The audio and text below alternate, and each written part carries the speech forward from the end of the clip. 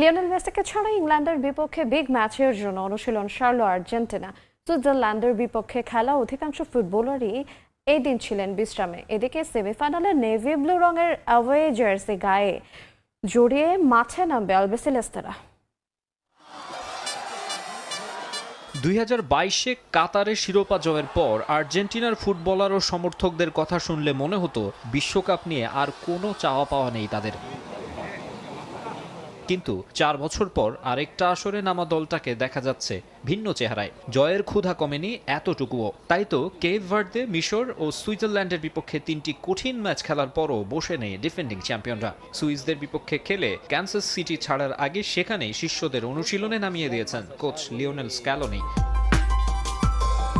মাঠের পারফরম্যান্সের পাশাপাশি এবার বাইরের অনেক চাপও সামলাতে হচ্ছে আলবিসেলেস্তেদের। রেফারিদের কাছ থেকে বাড়তি সুবিধা পাচ্ছে, তাদের শিরোপা জেতাতে কলকাঠি নাড়ছেন খোদ ফিফা সভাপতি জিয়ান্নি ইনফ্যান্তিনো। সামাজিক যোগাযোগ মাধ্যমের এসব কথার প্রসঙ্গ টেনে সংবাদ সম্মেলনেও প্রশ্নবাণে জর্জরিত করা হচ্ছে কোচ ও প্লেয়ারদের। তাই এবার শিরোপার মিশনে চ্যালেঞ্জটা একটু বেশি।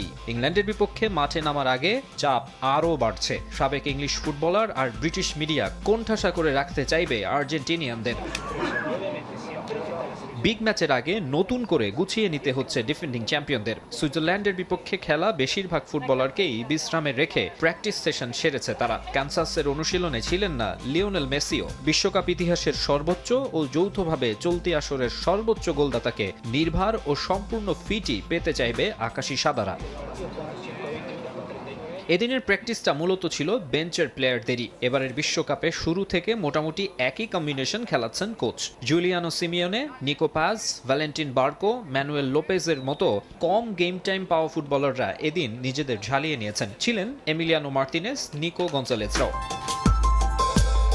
এদিকে অ্যাওয়ে জার্সি পরে ইংল্যান্ডের বিপক্ষে সেমিফাইনালে নামবে আর্জেন্টিনা। এর আগে বিশ্বকাপে মুখোমুখি 5 দেখায় যে 2 জয় পেয়েছে আলবিসেলেস্তেরা, সেগুলো ছিল অ্যাওয়ে জার্সিতেই। 1986 কোয়ার্টার ফাইনালে ম্যারাডোনার বিখ্যাত ম্যাচ আর 98-এর রাউন্ড অফ 16-এর সে স্মৃতি আটলান্টায় ফেরাতে বদ্ধপরিকর আর্জেন্টিনা। এবারের আসরে গ্রুপ পর্বে জর্ডানের বিপক্ষে ম্যাচ ছাড়া আর কোনোটাতেই নেভি ব্লু জার্সি পরেনি তারা। তবে ইতিহাস আর প্রথা মেনে ইংলিশদের হারাতে আইকনিক স্কাই হোয়াইট জার্সি ছাড়ছে মেসিরা।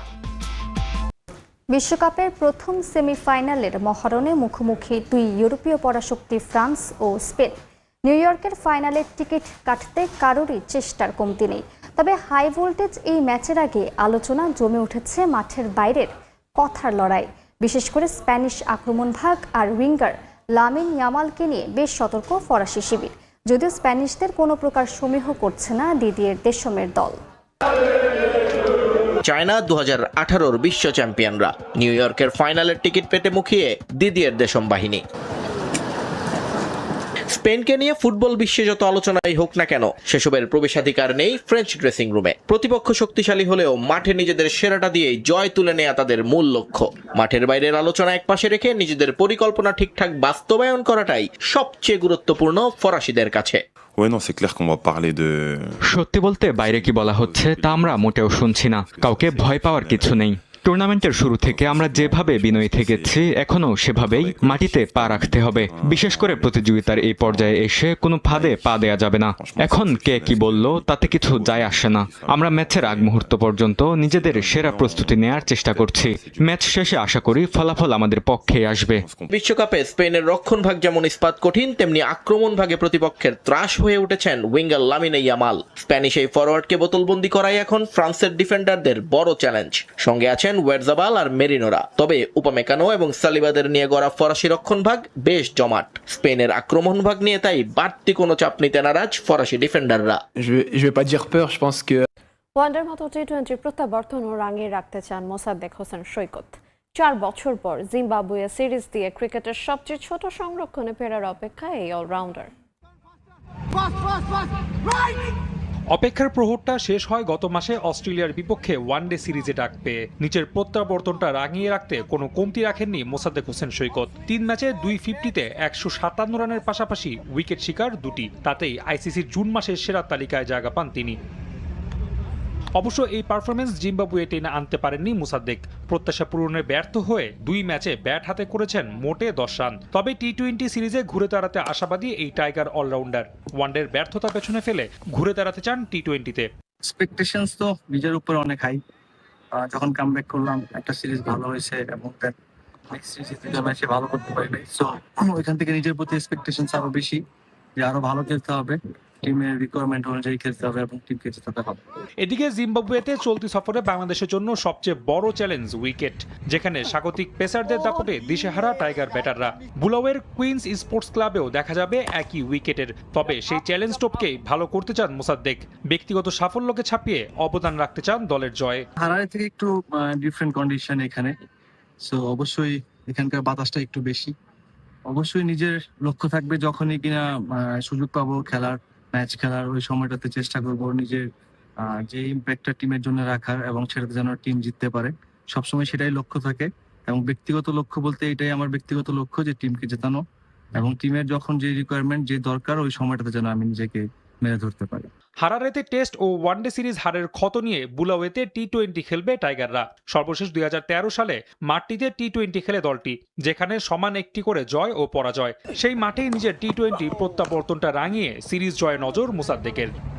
বাংলাদেশে আবারও আসছে এশিয়া কাপের আসর। এশিয়ার শ্রেষ্ঠত্বের লড়াইয়ের ভেন্যু হওয়ার সম্ভাবনা আছে বাংলাদেশে। সেখানে সব দলের আছে অংশগ্রহণের সম্ভাবনা। এমনকি ভারতীয় দলেরও এশিয়া কাপ খেলার ব্যাপারে আছে ইতিবাচক সাড়া। এবছর বাংলাদেশে এশিয়া কাপ খেলা নিয়ে বিস্তারিত থাকছে প্রতিবেদনে।